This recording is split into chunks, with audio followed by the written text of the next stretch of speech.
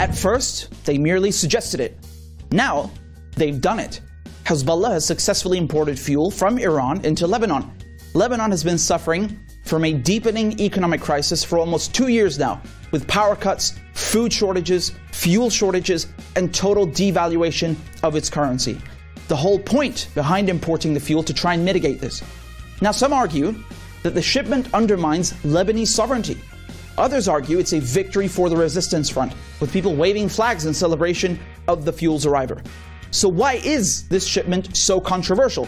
Has it helped mitigate Lebanon's economic crisis? And how does it affect the overall geopolitical landscape of the Middle East when Syria, Iran, Hezbollah are all able to successfully bypass US sanctions? I'm Richard Medhurst, and you're watching the Communiqué.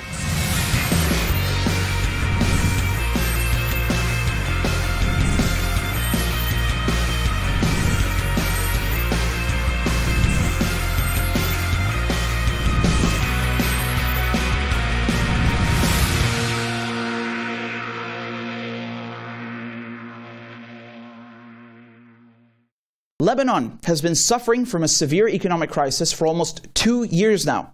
Many factors have contributed to this, one being the political instability, the lack of a central government.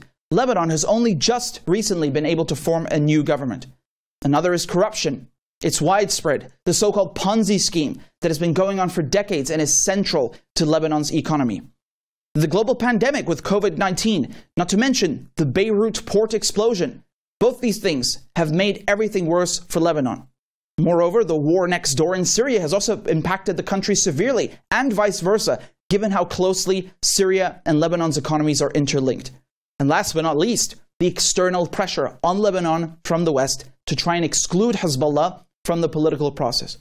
All these things combined have led to a terrible situation where the Lebanese pound, or lira, has lost more than 90% of its value since October 2019. Lebanon's situation is so bad, Bloomberg reports that Lebanon's annual inflation rate is now the highest in the world, surpassing Zimbabwe and Venezuela. The result of this is that 3/4 of Lebanon's population now lives in poverty. Prescription and over-the-counter medicine alike are either unavailable or too expensive.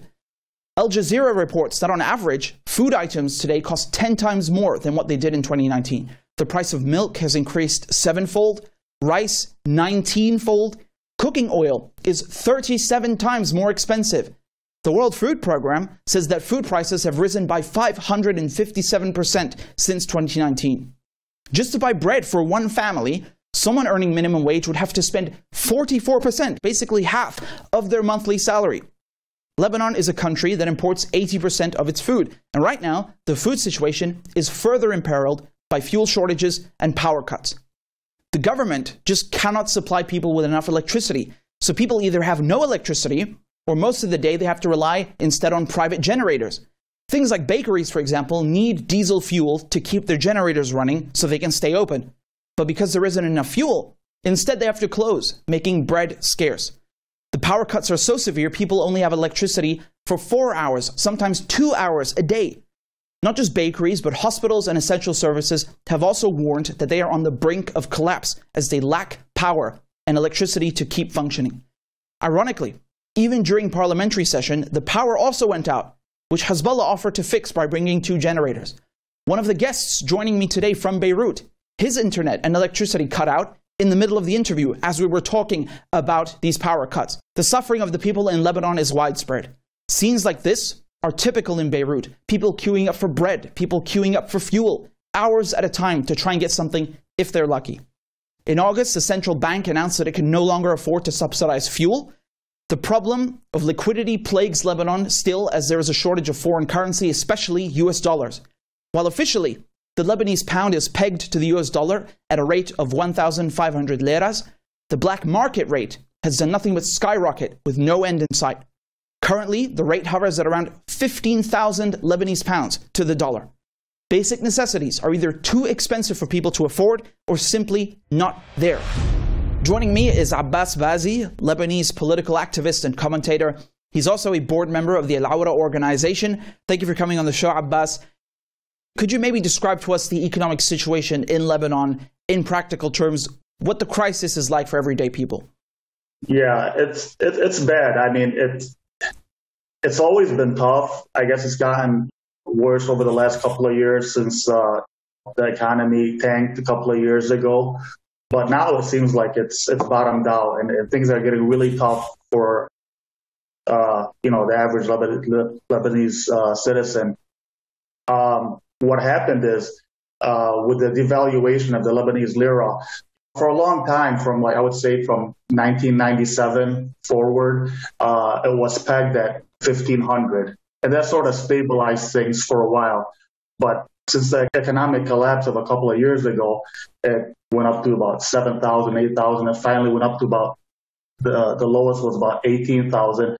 Now it's gone down to about 15,000, and it's tough because most people who work there, especially the ones that work for the government, get paid in lira, and their salary is the same. So if a person was getting paid, say like a million liras a month, which prior to the economic collapse would translate to roughly around $700, they're still getting paid a million liras, and now it's not worth $700 anymore. It's basically trying to live on $100 a month. So imagine trying to sustain a family on $100 a month. It's tough, and you couple that with a pandemic, and now you have the fuel shortage.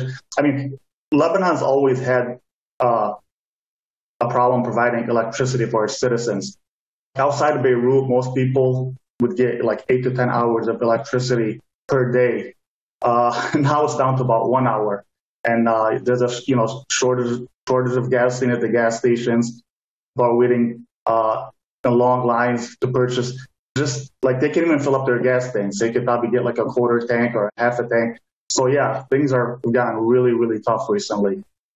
The government raised the price of fuel. Why did they do that after the first shipment arrived? They didn't really raise up the price. What happened is they removed the subsidies for fuel, which consequently rose the price up. And the reason for that is because they claimed that they didn't have the funds to subsidize it anymore. When we talk about a de facto American siege on Lebanon, what does one understand by this term? What role exactly is the United States playing in Lebanese politics? Yeah, as far as the American siege on Lebanon, yeah, I mean, basically, for the past couple of decades, the U.S. has done everything it can to try to break the resistance of Lebanon, and it has used I wouldn't even call them allies of the U.S. They're just pawns of the U.S., the politicians in Lebanon that the U.S. props up to try to disarm Hezbollah, which they don't have the political clout or the means to do that. But it's like the U.S. uses them and they use the U.S. So basically it came to a situation to where the U.S. had no more cards to play.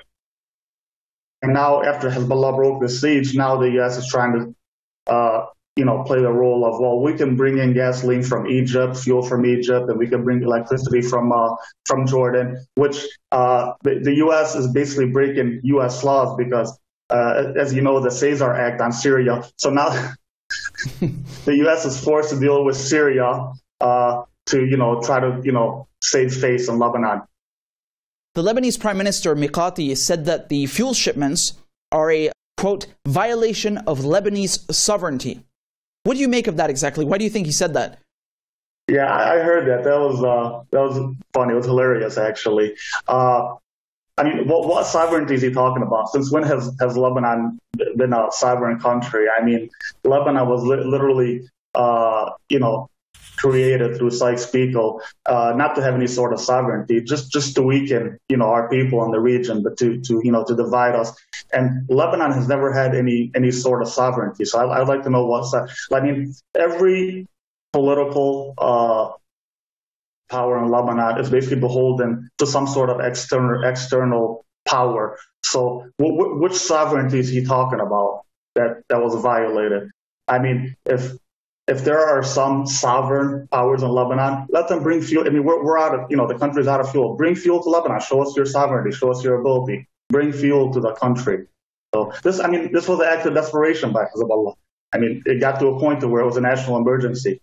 So if there's any kind of sovereignty that he's talking about, to bring this sovereignty to the table and, bring fuel to the country. So, Abbas, just as a last question to follow up, this whole situation in Lebanon, what do you think will finally remedy it? What would you like to see happen for things to get better? Boy, I don't know. I mean, long term, who knows? I mean, like all these things that are now, they're all, short term band-aids. Long term, I mean, is that possible anytime soon? I'm not sure. I honestly don't know what the long term solution is. I mean, in my opinion, that's the best way is for all of us to unite under, one central entity. But I don't know if the groundwork is there for that anytime soon. I think we need to look inward. We need to stop relying on the West because, we witness in Lebanon what will happen to you when you rely on the West. We mean nothing to them. We're expendable. They'll watch us, starve. We're totally expendable. So we need to look inward and find our solutions among ourselves. Abbas Bazi, great speaking with you. Thanks so much for coming on. You do a great job. Keep up the great work. Back in June, Hezbollah Secretary General Sayyid Hassan Nasrallah suggested the idea of importing Iranian fuel into Lebanon. And just by merely bringing this up, Iraq went ahead and doubled its supply of crude oil to Lebanon from 500,000 to 1 million tons a year, likely at the discretion of the United States. Although crude oil does not exactly fix Lebanon's problem as they are in need of fuel. 2 months later, on August 19th, Nasrallah announced fuel shipments from Iran were secured and confirmed. Immediately, the Americans rushed and scrambled to try and stop them. The American ambassador to Lebanon, Dorothy Shia, called up the Lebanese president, Michel Aoun. She explained that the United States would offer an alternative plan to secure Lebanon's energy needs and that they did not need Iran and Hezbollah. The American ambassador floated this extraordinary plan, which involves taking gas from Egypt, electricity from Jordan, and then sending them through Syria to Lebanon. It's quite funny, honestly. The United States is so desperate to undermine Iran and Hezbollah, it is willing to go to such lengths and undertake this extremely complicated process involving 4 countries just to give Lebanon power. Well, that's great, right? I mean, where was this plan before? Where was the United States rushing to help Lebanon with this intricate idea? As you remember, Syria is under US sanctions, the Caesar Act. And yet, despite that, the United States is still willing to work with Syria, a country it has been at war with and sanctioning for 10 years. Meanwhile, Iran doesn't need to convert anything. It's just bringing diesel and benzene already refined and ready to go.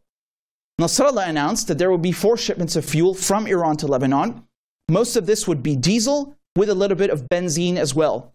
Remember that there is a tanker war in the region. Israel has sabotaged and attacked numerous Iranian ships bringing fuel to Syria. The United States has also pirated oil from Iran, headed to Venezuela, simply stealing it and selling it off. Nasrallah issued a warning, saying that the ships are to be regarded as Lebanese soil the moment they set sail, and that any attack on them would be considered an attack on Lebanese sovereignty. And with that said, 2 of the 4 ships have already arrived safely. The first ship docked on September 14th in the Syrian port of Banias. The diesel was offloaded into oil tankers and driven to the Lebanese border. And as part of the axis of resistance, Syria provided these trucks for free. President Assad sent the Syrian army to escort them and had all tariffs and taxes lifted. A convoy of 80 trucks carrying with them 4 million liters of fuel made the journey from Banias, and as they crossed over into Lebanon, scores of people lined the streets in celebration of their arrival, waving Syrian, Iranian, and Lebanese flags and holding up signs saying, "Thank you, Iran, thank you, Syria." In a more extravagant move, one person was so happy he decided to fire an RPG into the air to celebrate the fuel shipment. As Nasrallah had announced, the first shipment of fuel would be going to hospitals, nursing homes, the Lebanese Red Cross, special needs facilities, the fire department, and other essential services. 1 month's supply of fuel completely free of charge. The rest would be sold to everyone else later at below-cost, cheap rates with 0 profit. A week after the first shipment had arrived, the second oil tanker docked in Banias on September 23rd at 10 p.m. local time, with the other 2 ships expected in the coming weeks or months. We'll be right back after this short break. Now, joining me to discuss this further is Lebanese critic and journalist Pierre Absab. Specialized in the literary, artistic, and cultural life of the Arab world, he has worked for many newspapers, such as Al Hayat and Al Safir, and co-founded numerous others. Currently, he serves as the deputy editor of Al Akhbar, a daily Arabic language newspaper.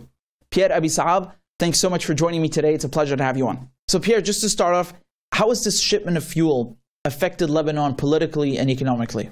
بالنسبة للبنان الوضع الاقتصادي الانهيار الاقتصادي Lebanon's economic situation is not just confined to the last months, during which the US decided to starve the people and slap them with sanctions, like they did with Syria and the Caesar Act, with the encouragement of cartels controlling the distribution of fuel, or lack thereof, and not to mention the political stooges and pawns who work with the United States and Saudi Arabia in the hope that starving the people will create chaos and turn people's opinion against Hezbollah. But the last months mustn't be understood outside the context of the last 30 years, a system rooted in corruption and embezzlement of public funds. We are talking about a monetary system which is essentially a Ponzi scheme that depends on external support and funding, with a complete lack of any real agriculture or industry. So once the money stopped flowing into Lebanon, everything collapsed and small investors were robbed. Meanwhile, the 1% weren't affected.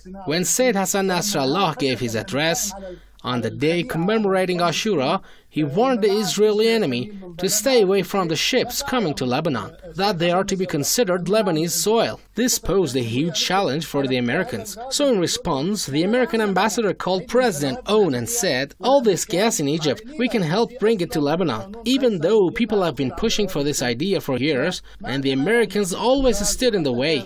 Not to mention the Caesar Act sanctions on Syria, which have prohibited anything going through Syrian territory. The US ambassador now says we have no problem bringing gas and electricity from Egypt to Jordan, through Syria to Lebanon. So all of a sudden, the Americans and Saudis realized that this pressure they have been putting on Lebanon to try and prevent the formation of a government has backfired. It turns out the situation is benefiting Hezbollah, because Hezbollah are now seen as the ones who are trying to prevent the collapse of the country by bringing in fuel and medicine. So to try and put an end to this, suddenly you have a new government being formed. After 13 months of sabotage from Saudi Arabia's pawns and the Americans and the French, all of a sudden we can bring gas from Egypt through Jordan and Syria. Suddenly they are fine with it coming through Syria. So you see, the arrival of these fuel shipments from Iran broke the siege and broke the political stalemate in Lebanon. It also helps fight all the profiteers who stole and smuggled goods and raised prices to rip people off. When we saw the convoy of trucks arriving from Syria to Lebanon, they just seemed to be driving in broad daylight, and no one standing in their way. How is that exactly? Well, what does that tell you? That's all about the balance of power, and they, the Israelis and Americans, know this. If you look at what they are saying in the Zionist media, the Israelis claim that they are turning a blind eye to the fuel shipments because they pity the Lebanese people. But this is not true. If you look at the balance of power today in the region, with this tanker war going on with Iran in the Arabian Sea, the Israeli enemy has had its ships attacked and blown up on numerous occasions. So in this political climate, no one dares to come near the oil tankers in the sea, nor the trucks driven by Hezbollah. Officially, the fuel is coming from a country under sanctions, meaning Iran, and going to another country under sanctions. But these sanctions are a creation of these white American cowboys. These sanctions aren't legitimate, nor were they approved by the United Nations. Right now, Lebanon is weak and in need. Even people who have disagreements with Hezbollah don't care anymore. Right now, all they're saying is, we want fuel. Whether it comes from Iran or Mars, it doesn't matter. We want fuel. And Hezbollah answered the call of the Lebanese people, even those who oppose them. The blockade has been lifted, and the current balance of power shows that Hezbollah is able to counter the Israeli enemy and prevent virtually anyone interfering with the shipments coming from Iran through Syria. And how do you feel about the United States' response to this whole situation? America and its allies won't do anything. They won't dare touch these shipments, neither by sea nor by land. Right now, the United States, France and Saudi Arabia plan on facing off with Hezbollah at the ballot box by influencing the elections in Lebanon and undermining the democratic electoral process. When it comes to the issue of fuel shipments, they have lost this battle, despite all their attempts to sway public opinion, to claim that this fuel was stolen, sent to Syria and then shipped back. Or when they said that Lebanese cars would not work with Iranian benzene. All sorts of absurd claims. They thought they could play on people's fears, that people who are hungry and desperate might fall for these rumors. But this didn't work. The siege on Lebanon has been lifted. Their plan to anger the public has fallen apart. Trying to turn public opinion against resistance, while people don't have any food or gas and so forth, this failed. So they will try to find another way to demonize the resistance during the upcoming elections. Ironically, the thing that I dislike the most about the Lebanese system is that it's a sectarian system, which I wish we could replace with a secular one. This is the thing that's ultimately going to stop America's attempts to undermine our political process. Thank you so much for coming on the program. It's a pleasure speaking with you. Naturally, not everyone is happy about the arrival of this fuel. There are some critics who say that Hezbollah is undermining the state. But where is the state? There has been no central government in Lebanon for years, and people have no faith in the politicians. Also, what's wrong exactly with giving some hospitals and nursing homes free fuel? I mean, it's certainly not a long-term solution, but it is bringing help to those most in need, free of charge, no strings attached. And yet critics want to reduce it to a PR stunt? Who would risk 4 oil tankers and all this trouble, so many things possibly going wrong, just for a PR stunt? It's really funny watching the Western politicians and media speak in their usual colonial arrogance, fuming because independent, sovereign countries won't bend the knee to their illegal sanctions. The headlines read that Hezbollah has brought in fuel in defiance of US sanctions. How dare they? The Washington Post said that Hezbollah is flexing its muscle, as if they just imported nuclear weapons. Now, Senator Jim Risch, a Republican from Idaho, he serves as the ranking member on the Senate Foreign Relations Committee. In response to the arrival of Iranian fuel to Lebanon, he said that, quote, Lebanon's received US-sanctioned Iranian fuel trucked in by Hezbollah through Syria is a disappointing sign for the future of Lebanon's accountability and democracy. US sanctions must mean something. It's unnerving to see this administration not make that clear, unquote. I'm not sure if that's a threat, but no, the axis of resistance does not care about your sanctions. This latest development in Lebanon is surely remarkable for several reasons. The US thought that by sanctioning Syria, it will get rid of Bashar al-Assad, and by sanctioning Lebanon, they will turn the people against Hezbollah. As the economic crisis worsened, Hezbollah imported fuel and medicine and helped people buy basic necessities at a low cost. This boosted their image and popularity as a result, to the point that even people who dislike Hezbollah don't really care that Hezbollah is bringing in the fuel. They just want relief from the economic crisis. So once the Americans, the Saudis, the French, and their friends realized that their plan of blaming all of Lebanon's woes and problems on Hezbollah and trying to turn public opinion against Hezbollah didn't work, once they realized that this is actually making Hezbollah look good, all of a sudden, after 13 months of political stalemate, you have the formation of a new government. Just like that. All of a sudden, after years of trying to get gas from Egypt and electricity from Jordan, the US is okay with it. All of a sudden, after years of wars and sanctions against Syria, the US is willing to break its own laws and sanctions to run this through Syria? Amazing, right? It turns out all that you need to do to get progress in Lebanon is for Hezbollah to suggest an idea and do it first, and then suddenly everyone else will want to do it as well. The US is so desperate it has backed itself into a political corner. Even in its own alternative plan with Egypt and Jordan, it has to involve Syria and break its own rules and violate its own sanctions to make it happen. Syria, by the way, has agreed to this, so in addition to providing trucks and letting the Iranian ships dock in Banyas, Syria will help with this US plan. So it's essentially a win-win for Lebanon. And although these fuel shipments aren't a long-term solution, they can't fix all of Lebanon's problems, nonetheless, they are a victory for the resistance front. It shows that US hegemony and power in the Middle East is weakening.